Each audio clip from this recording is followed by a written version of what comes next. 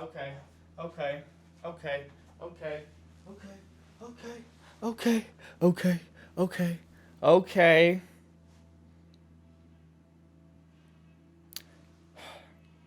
Welcome back to another video.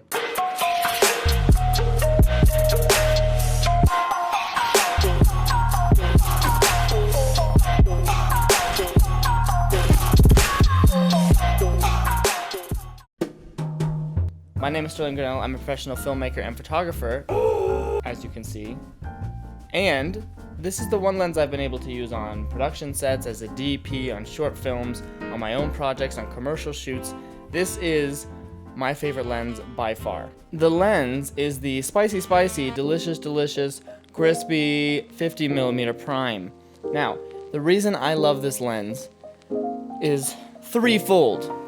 One, it is so cheap. It is probably the cheapest lens out there. In fact, in some cases, it's actually cheaper than the kit lens that comes on your camera. So if you're considering buying a camera, maybe buy a body only and get the 50mm prime with it instead.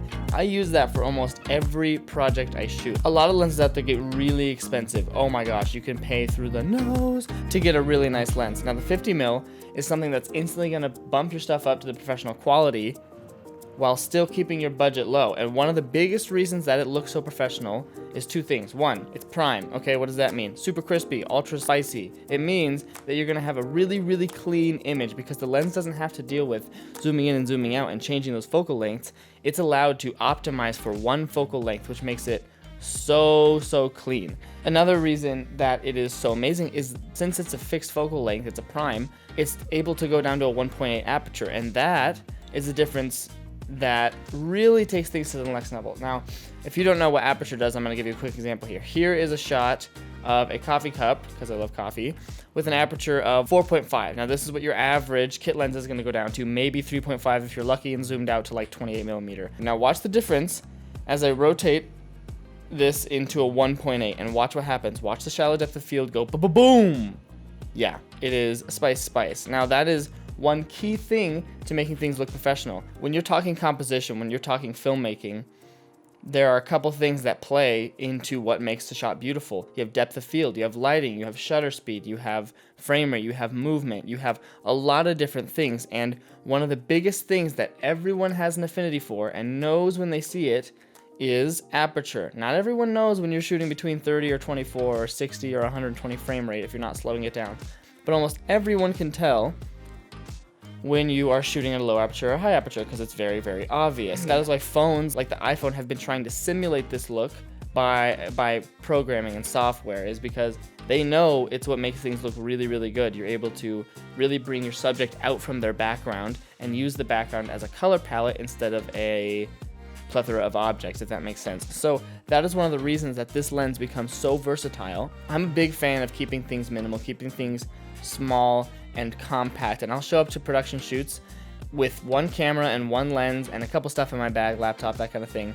And I know when I show up that sometimes people are like, or I show up to a commercial shoot and people are like, but I know what my lens does and I know what my camera does, and you can get so much done with this lens. It is game changer. I used to shoot with a kit lens. I started off on a Sony a6300. It's an amazing camera, but I shot with a kit lens. I think it was a 16-35, which is a crop sensor, so it's really like a 28-50, somewhere in there. I don't know.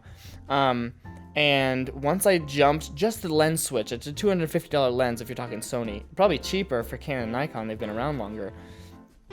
You're gonna see a huge jump in quality. I was like mind blown when I switched over to the 50mm, and I still use it all the time. This is the lens that I think should be in every beginner's kit at least. If you're a professional, I'm obviously not talking to you. You know your stuff well enough to know if you need a 50mm or not. For those of you that are just starting out and saying, what lens should I get? I highly recommend starting with a 50. Another reason I'm really a big fan of the 50 is you don't have too many options, which is actually nice. You walk around with a 28-70, and now you're stuck with a creative dilemma to, should I shoot it at 70mm? Should I shoot it at 28? Should I shoot wide, close? Now, this can be nice because you can have a variety of shots. However, sometimes it's really easy to get lost in, man, which one should I do? Which focal length should I be shooting at? The 50mm keeps it nice and easy. I know what focal length I'm shooting at, and if I want to get wide, then I'm going to take a few steps back and shoot a little bit wider. And it allows me to really just zone into the project and not think about, if I wanted to do a medium shot, should I get closer to the subject and zoom out to 28, or should I go way further back and zoom in to 70 and make that a medium shot? Because those are composition choices. One, you're going to get a lot more compression. One, you're going to get less compression. If you don't know what compression is, YouTube it. Choices like that, they keep it simple. And when you're talking about just starting out, that's what you need, is to keep it simple. No one's going to be like, you know what, you really should have compressed that shot. You really should, you know? So I would say stick at the 50 mil. That boy is going to treat you right. I would love for you guys to come follow me on Instagram. I put up my work almost daily there, my photo work, my video work. If you want to contact me for work, please do so. My website is down.